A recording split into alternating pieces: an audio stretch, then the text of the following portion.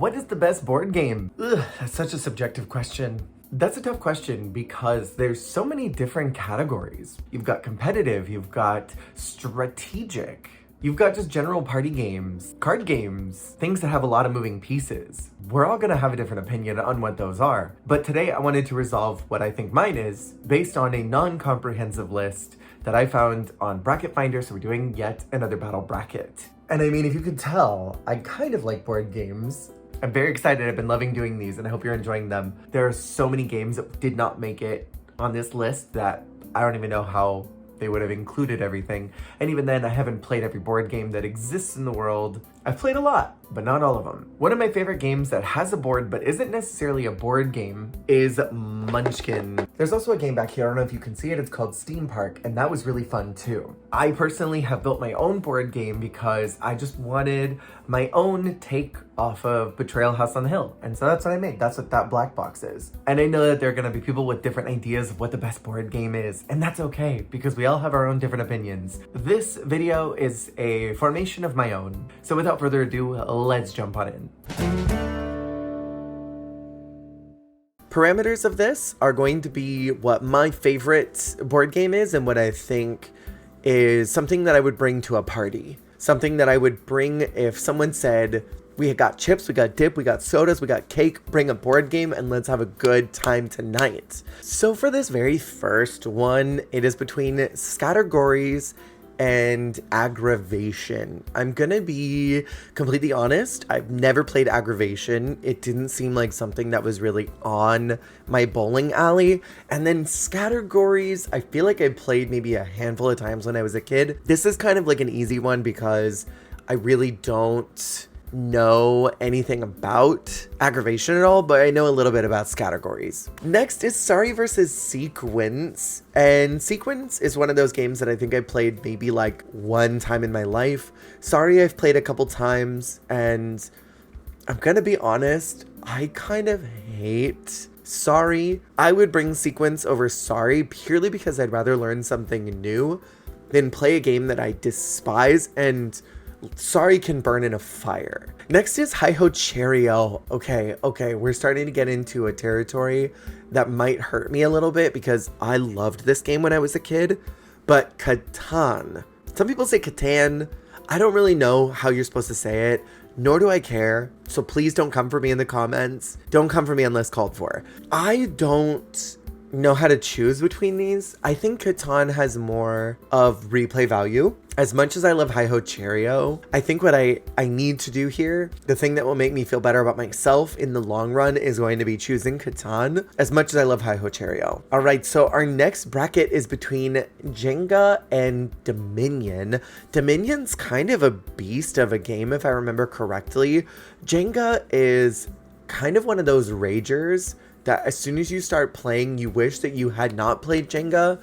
So I'd rather play a beast of a game than something that's gonna make everyone at the party upset. Plus, if you're like eating snacks and you're trying to like pull out the little block pieces, you're like licking your fingers and taking out the blocks. And it's like so much easier if you're, you know, got extra pieces, you've got a little more time. Jenga's really fast paced and it doesn't allow for a lot of replay value. So let's go with Dominion. Okay, between Scrabble and Apples to Apples, I love words. I might not be very smart, and I may be kind of stupid, but I love Scrabble and the strategy of it all. Apples to Apples is chill. It's funny. I feel like there's a lot of replay value in it, but I feel like after a while, it becomes apparent who the funny one in the group is, and everyone else is just trying to do as much shock as they can in order to out-funny the funny one. So I kind of am leaning towards Scrabble in this scenario because I feel like it at least lends to a little more strategy rather than just, let me try and make everyone slightly uncomfortable that they giggle at my response because I'm trying to be funnier than the comedian in the group who's getting the good cards and knows how to use them really well. So let's go with Scrabble. Risk versus Connect 4. These are some classic games, y'all. I am feeling in my heart Connect 4, not because it's the best party game in the world, but because it's 2-player. So there's a lot of opportunity to sort of pass it around and you could kind of have different play styles. Every time that you do it, you get maybe a competition going where 2 go head to head, another 2 go head to head. Those winners go up at bracket style, Risk is really fun. It's a really big beast of a game, and it's got a big learning curve on it. So I feel like not everyone succeeds well at Risk. So let's go with Connect 4. Next, we got Pictionary versus Checkers, and I mean, this is a no-brainer. Checkers is one of those games that you play with your dad when you're 9 or 10 years old, and you just are trying to have like some bonding time, but not something you'd play at a party. Checkers is one of those that if you're really smart, you've got a lot of intelligence, maybe you'd play checkers with someone who's just as smart, but this is not a party game in my opinion. Pictionary is the party game. If you don't know what to play, you're going to do some form of charades, right? Pictionary is really great for that, so let's go with Pictionary. And next we have Chutes and Ladders versus Chess, and this is kind of the same situation. I feel like chess is one of those that is sort of big brain, not really conducive for a party. I'm going to choose Chutes and Ladders because it's classic, a lot of people know it, there's not really a huge learning curve on it, and it's just fun and silly. Camp. Now we're in round 2. Because I have not played Sequence, and I don't really know anything about it, I think I have to go with Categories purely because I know this game already. All right, between Catan and Dominion, this is like a no-brainer for me because Catan is so fun. Catan is a 5-player game, and you've got a lot of opportunities to strategize, to cuck your other players. You've got a lot of freedom to sort of play how you want to, and there's a lot of different ways you could do the map, which is so fun. It's got so much replay value. So you could do 2, 3, 4 rounds in one game night. As a matter of fact, when I was in college, we used to do Catan a lot, and we used to do at least 2 rounds almost every game night that we would play it. So I'm gonna go with Catan because it brings up good memories for me, and I enjoy what the game is in a party setting. Okay, so we have Scrabble versus Connect 4. I think I already made my case for Scrabble the first round. I love words. I love wordplay. I love the strategy. I think this is a fun game in a group setting.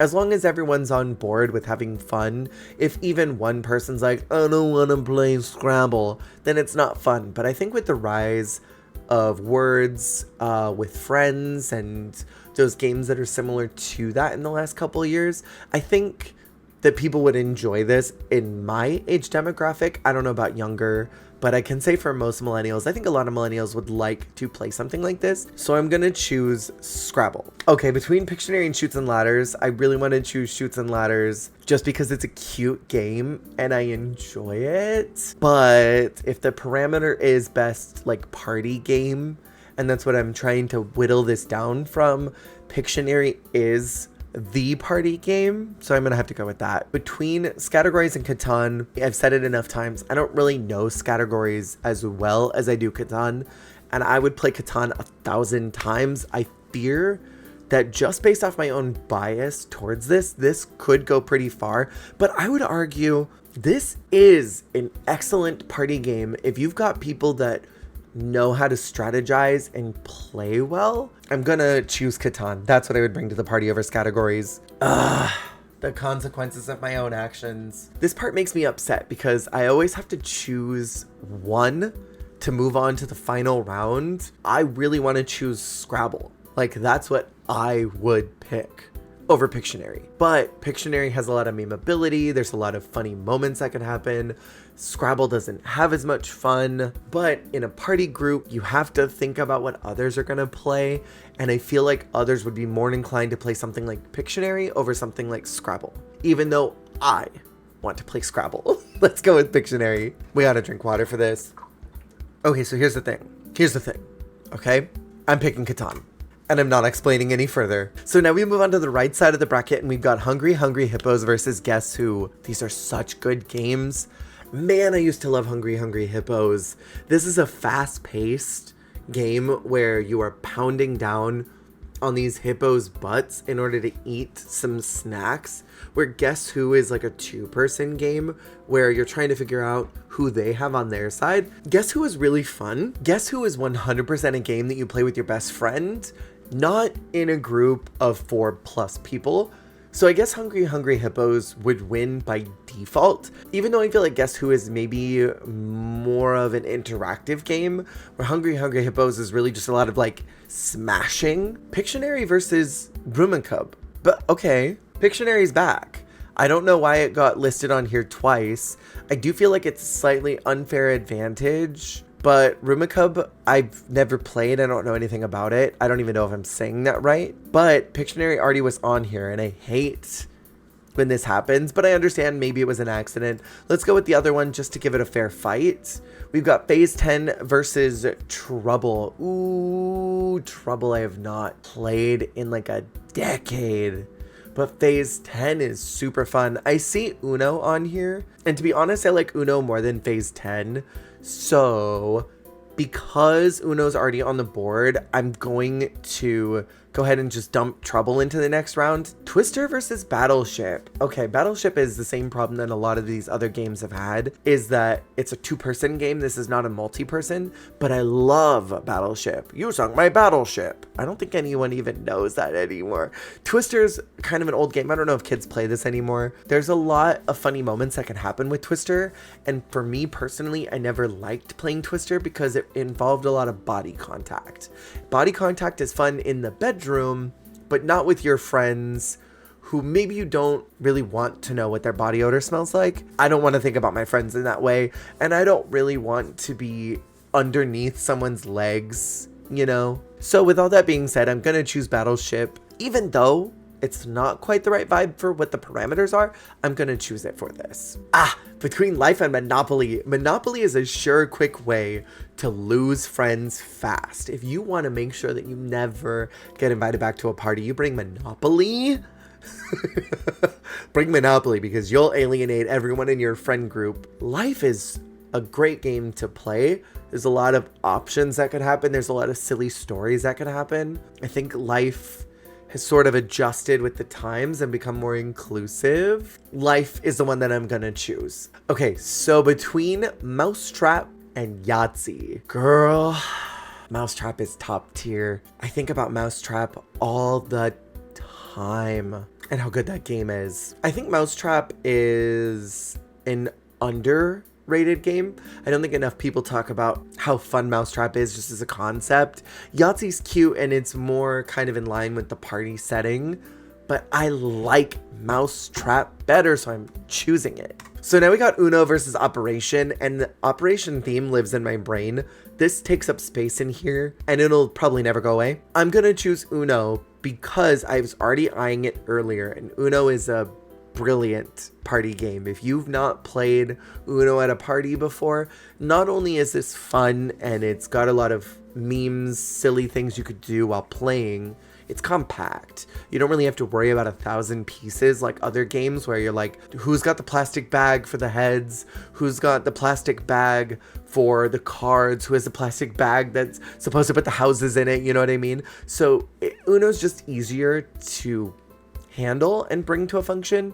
Operation's problem is that those pieces get lost like that. You pull out that butterfly, it slips off the table and it disappears into the carpet void. You'll never find it ever again. I have traumatic memories of losing one of the bones in the arm and never seeing it ever again. So we're gonna go with Uno. Okay. Candyland versus Clue. Candyland is a beautiful game. Candyland is a game that I think about a lot, and I care about this game a lot.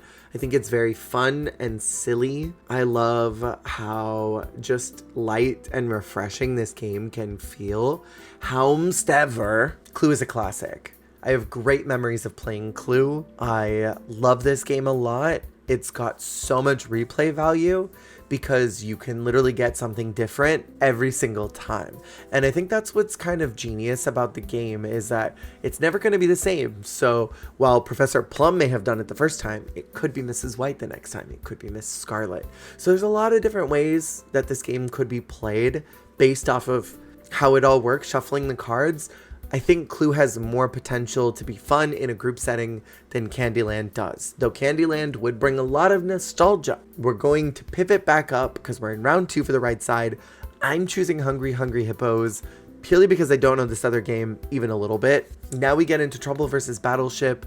Trouble has more party potential. A lot of the ones that I pushed through in round 1 were one-on-one, 2-player games. Trouble is multiplayer, so that lends more potential. Oh God. Life and Mousetrap. I love Mousetrap. I really love Mousetrap. I want to choose Mousetrap because I have so much attachment to this game. I have to choose Life. Okay, now we got between Uno and Clue. Uno, I think, has the good points that I already mentioned, being compact, being easy to transport, doesn't really have complicated rules, right? There's a lot of like fun things you could do with it. Clue, I think, is more fun. So on like a personal level, I'm gonna go with Clue because I think it's more fun in a group setting. Plus the anticipation of not knowing how it's gonna go the next time and sort of keeping your cards to yourself, trying to learn how to give everybody's tells when they look at something, figuring out what they got. That's pretty cool. All right, so we've got between Hungry Hungry Hippos and Trouble. I feel like between the two of these, I would choose Trouble. There's less parts to lose. Have you ever been in a house where you're playing Hungry Hungry Hippos and you're smashing that hippo's butt and then the freaking ball goes flying off and then it's missing forever? You never see it again. It's gone somewhere with the funny bone from Operation. That's not fun. I'm gonna go with Trouble. Ugh. I hate it here. I hate what I've done. This is my fault. I swear these brackets make me have an existential crisis every single time. I never know what to do when I get to this part. In and out. I want to choose Life. I want to choose Clue. I don't know where to go. I don't know where my heart is feeling. I don't know where my soul is leaning. I think I'm gonna go with Life. God, I've been hyping up Clue this whole time. I think I'm gonna go with Life because between Life and Trouble, I have no problem choosing Life. So I'm picking that one right away. Now it's between Life and Catan. And I feel like if it was between Clue and Catan, I think I would choose Catan. But because it's between Life, now I have to decide which one I think is better. So we have to go through all of these points again. So Catan is 5 players. I believe Life is 6 players. Life has a lot more possibilities. There's a lot more ways you could play it. However, I think Life is a one-time around. I don't know if you could play Life 2 times in a row. I think after the first one, you'd be like, all right, cut the cameras, I'm done. Catan is a game that you could easily play once, flop really hard, and then convince everyone to play again so that you could all try and beat someone, right? Catan has so many different ways that the map can be set up because it's all random, right? I feel like the resource gathering and the different cards for victory points give you more opportunity to meme and have fun. Not that Life doesn't have that, but Life is pretty straightforward. There's not a lot of deviance. Catan is really open and fluid. It feels like just a really big vibe experience while also being super competitive. Life, I feel like I'm always trying not to die first because I want to try and get the most money. You can strategize a little more in Catan, whereas Life, you are really subject to where that wheel is going to spin and what you're going to land on and how that is going to affect your game. Because there's multiple ways to win Catan, I think I do need to go with it because I think in a party setting, this is something that I would fuck with every single time. And I think more people would enjoy it. And now that I'm thinking about it, I need to bring Catan to my next family gathering because this game is so good that I have to choose it. I gotta pick it. I'm sorry. It's gotta be Catan. Catan won, and I'm not mad about it. I do wish that there were a couple more games on there that maybe spread a little more of what a board game is, but I still really enjoyed the process nonetheless. I've been enjoying these battle brackets, and if you have a specific idea of something you'd like me to talk about, please feel free to let me know in the comments below. And also let me know what your favorite board games are of all time. And that can include card games. Let's just encapsulate that with tabletop, not even board games. What is your favorite tabletop game? Let me know, and I'll see you on the flip. Hey, thank you so much for watching. If you liked the video, make sure to click that like button. And if you want to see more, hit subscribe. Goodbye.